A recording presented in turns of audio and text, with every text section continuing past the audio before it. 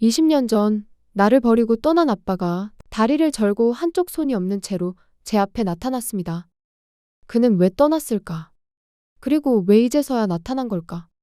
그런데 아빠에게는 저를 떠나야 했던 비밀이 있었습니다. 그 비밀을 알게 된 순간 저는 더 이상 버려진 딸이 아니었습니다. 지금부터 저와 아빠의 이야기를 시작하려 합니다.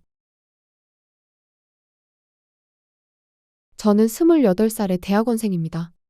2달 전부터 혼자 자취를 하고 있지만 어릴 적부터 엄마의 통제 속에서 자랐기에 혼자라는 자유조차 낯설었습니다. 엄마는 남의 이목을 굉장히 신경 쓰는 사람이었습니다. 항상 남의 시선을 의식하며 거칠게 신경을 썼습니다. 저에게도 공부를 잘해야 남보기 부끄럽지 않다며 공부를 강요했습니다. 저는 그 말을 어기지 않기 위해 늘 완벽한 딸이 되어야 했습니다. 하지만 제 인생에서 가장 오래된 결핍은 엄마가 아니라 아빠였습니다. 제 나이 8살. 세상에서 가장 다정했던 사람이 제 앞에서 사라졌습니다. 엄마와 아빠는 사이가 좋지는 않았던 걸로 기억합니다. 남의 시선을 신경 쓰며 화려하게 살고 싶던 엄마와 달리 아빠는 검소하고 다정했던 분이셨습니다. 그런 아빠에게 엄마는 항상 불만이 많았고 자주 다투었던 기억이 납니다. 엄마가 제 겉모습에만 신경을 쓸 때 아빠는 저와 많은 시간을 보내며 추억을 쌓았습니다. 어느 날 아침, 아빠는 평소처럼 웃으며 출근하셨습니다. 그날 오후 집으로 걸려온 전화 한 통. 엄마는 전화를 끊고 아빠가 교통사고가 났다고 말했습니다. 놀라 울고 있는 제게 엄마는 많이 안 다쳤으니 걱정 말라 하고는 저를 외할머니께 맡겨둔 채 병원으로 향했습니다. 그리고 돌아온 엄마는 표정이 좋지 않아 보였습니다. 엄마는 울고 있는 제게 아빠는 괜찮다고 안심시킨 뒤 잠시 할 일이 있다며 저를 외할머니께 며칠 더 맡겼습니다. 며칠 뒤 저를 데리러 온 엄마는 이제 아빠는 다시 돌아오지 않을 거라고 말했습니다. 울면서 아빠 데려오라고 악을 쓰는 저에게 엄마는 아빠가 우릴 버렸다고 말했습니다. 아빠는 바람난 여자와 같이 사고가 났고 이제는 우리를 버렸다고, 이제 우리 둘이 잘 살아야 한다고 어린 저에게 말했습니다. 그 목소리는 이상하리만큼 냉정했습니다. 그날 이후 아빠는 돌아오지 않았습니다. 편지 한 장, 전화 한 통 없었습니다. 엄마는 입버릇처럼 그 사람은 우릴 버렸으니 생각하지도 말라고 말했습니다. 그 말을 믿은 저는 아빠를 증오하며 자랐습니다. 다정했던 기억은 거짓이었고 그 사람은 우리를 버리고 다른 여자에게 갔다고 생각했습니다. 저는 엄마의 치맛바람 속에 현재 명문대학원에 다니고 있습니다. 엄마는 남자친구가 생기더니 결국 저희 집에서 같이 살게 되었다며 저를 반강제로 독립시켰습니다. 28이 된 지금은 대학원 연구실과 집을 오가는 반복된 삶을 살고 있었습니다. 어느 늦은 밤, 회식이 끝나고 집으로 향하던 길이었습니다. 그날따라 평소 가지 않던 골목길을 지나가고 있었습니다.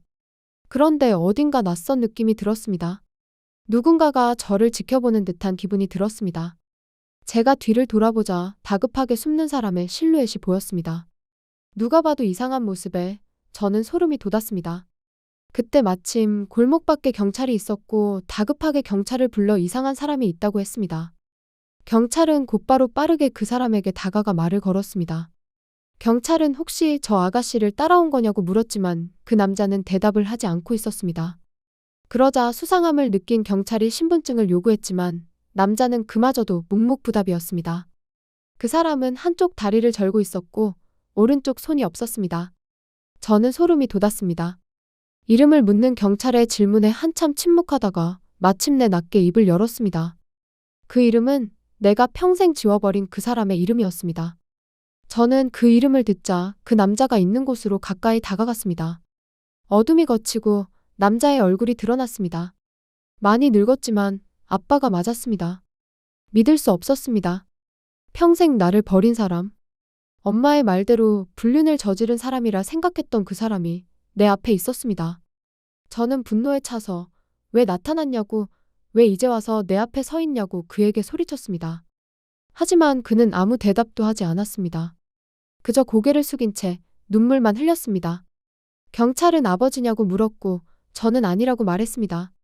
그러자 경찰은 그에게 보호자 연락처를 물었고 보호자에게 전화를 해서 이쪽으로 와달라고 말했습니다. 저는 분노에 가득 차 그를 노려보고 있었고 그는 계속해서 고개를 숙이고 있었습니다. 그냥 집으로 돌아갈까 했지만 발걸음은 떨어지지 않아 그 자리에 계속 있었습니다. 그렇게 저는 20년 만에 그와 같은 공간에서 20년 전과는 다른 감정으로 그를 지켜보고 있었습니다. 잠시 시간이 흐르고 한 여성이 허겁지겁 뛰어왔습니다. 동생을 데리러 왔다고 말하는 여자는 저를 보고는 깜짝 놀랐습니다. 그 여자는 아빠의 누나, 제 고모였습니다. 고모는 저를 보는 순간 울음을 터뜨렸습니다. 20년이란 세월이 지났어도 고모는 이상하게 저를 한눈에 알아봤습니다. 저를 보고 미진이 맞냐며 그동안 잘 지냈냐고 말하며 계속 눈물을 흘렸습니다. 그 눈빛에는 수십 년의 세월이 담겨 있었습니다. 어떻게 아빠랑 같이 있냐는 말에 저는 분노에 차서 불륜 저지르고 가족 버린 사람이랑 왜 만나냐고 저 사람이 쫓아와서 내가 신고한 거라고 소리쳤습니다. 고모는 고개를 저으며 울었습니다. 그러더니 그건 사실이 아니라고 엄마가 꾸며낸 이야기라고 말했습니다. 고모의 입에서 나온 이야기는 충격적이었습니다. 그날 아빠는 불륜녀가 아니라 출장길에 큰 교통사고를 당했다고 했습니다. 다리와 손을 크게 다쳐 불구가 되었고 그 모습을 본 엄마가 바로 이혼을 요구했다고 했습니다. 딸이 평생 놀림을 받을 테고 아빠의 수발이나 들으며 살아야겠냐고. 불구가 된 사람 곁에서 딸의 앞날을 망칠 수 없다며 아빠에게 떠나달라고 했다고 했습니다. 분명히 남의 이목을 신경 쓰는 엄마가 불구가 된 남편과 같이 살기 싫어 제 핑계를 댄 거겠지요. 아빠는 제가 잘 크는지 주기적으로 저희 소식을 알려준다는 조건으로 이혼을 하고 평생을 제 앞에 나타나지 않은 거였습니다. 머리가 하얘졌습니다. 일단 그 자리는 경찰의 중재로 마무리가 되었고 저는 고모의 연락처만 받은 채 집으로 향했습니다. 집으로 돌아오는 길 믿고 싶지 않았습니다. 혹시 또 다른 거짓말일지도 모른다는 생각이 들었습니다. 하지만 확인하지 않으면 평생 후회할 것 같았습니다. 다음 날 저는 엄마를 찾아갔습니다.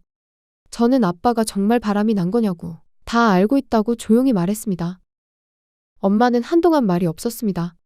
그리고 낮게 한숨을 내쉬며 네 말이 맞다고 하지만 이건 다 너를 위해서였다며 고개를 돌렸습니다. 저는 내 핑계 대지 말라고 아빠가 일을 할 수 없게 되고 주변 시선이 부담스러우니까 내 핑계 댄 거 아니냐며 소리를 질렀습니다. 엄마는 태연하게 그럼 나더러 불구를 평생 수발들며 살으란 소리냐며 말했습니다. 저는 엄마 집에 있는 물건들을 다 집어 던지고 나서 이제 엄마랑 연을 끊겠다고 말하고 밖으로 나왔습니다. 그제야 모든 게 이해되었습니다. 아빠가 우릴 버린 게 아니라 버려진 것이었습니다. 엄마가 어린 딸의 핑계를 대며 얼마나 악독하게 굴었을지 안 봐도 뻔했습니다. 그날 밤엔 갑자기 비가 내렸습니다. 저는 고모에게 연락해 고모의 집을 찾아갔습니다.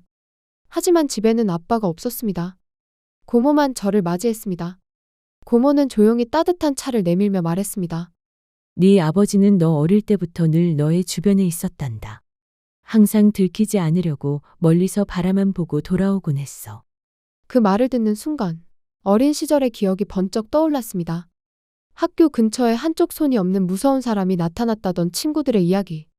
그때마다 학교가 술렁였고 저는 무서워서 친구들과 같이 하교를 했던 기억들이 떠올랐습니다. 그런데 그 사람이 바로 아빠였다는 걸 깨달았습니다. 저는 그대로 주저앉아 펑펑 울었습니다.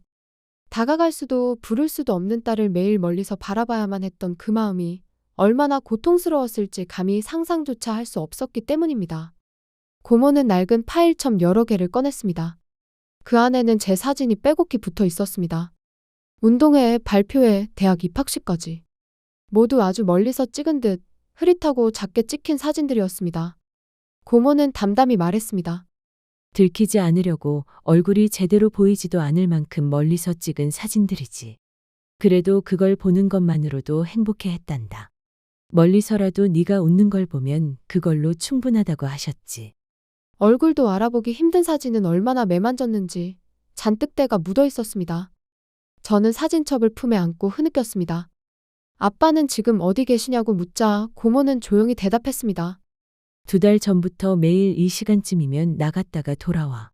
어디 가는지는 절대 말 안 해줬어. 그때 저는 비로소 아빠가 어디 있는지 알았습니다. 2달 전이면 제가 자취를 시작했을 때입니다. 저는 그대로 집을 향해 뛰었습니다. 집 앞 골목길에서 저는 숨을 죽이며 골목 안을 들여다봤습니다. 그곳에 한 사람이 서 있었습니다. 딸에게 작별 인사조차 하지 못하고 생이별을 해야 했던 불쌍한 사람. 바로 아빠였습니다. 아빠는 멀리서 집 창문을 바라보고 있었습니다. 혼자 사는 딸이 걱정돼 언제 올지도 모를 딸의 귀가를 기다리며 매일 같은 자리에 서 있었던 것입니다. 저는 천천히 다가갔습니다.